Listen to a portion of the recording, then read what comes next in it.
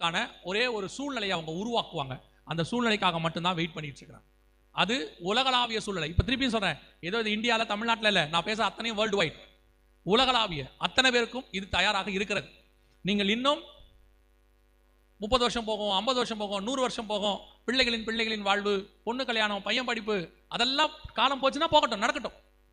இன்னைக்கு கிறிஸ்து வருவதற்கு நீங்கள் ஆயத்தப்பட வேண்டிய இடத்துக்கு வந்துட்டீங்க.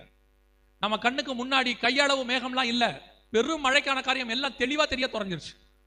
நம்ம அத்தனை பேரையும் அதுக்கான ஒரு ரவுண்ட் ஆயத்தம் பண்ணி முடிச்சுட்டாங்க. டெஸ்ட் முடிஞ்சிருச்சு. வலது கையை நெத்தியும் செக் பண்றாங்க. நீங்க கையையும் நெத்தியும் காட்டுற இடத்துக்கு வந்துட்டோம். உங்க யாருக்காவது உணர்வு இருந்துச்சா? இந்த கையையும் நெத்தியும் ஷாப்பிங் மால்ல காட்டும் போது உங்க யாருக்காவது உணர்வு இருந்துச்சா? இது பைபிள்ல சொல்லி இருக்குதே, கையை காட்ட சொல்றாங்களே, நெத்தியை செக் பண்றாங்களேன்னு தோணுச்சா? தோணவே இல்லைல்ல. ஒரு சிலருக்கு தோணி இருக்கலாம், பெரும்பான்மையானவர்கள் தோணல.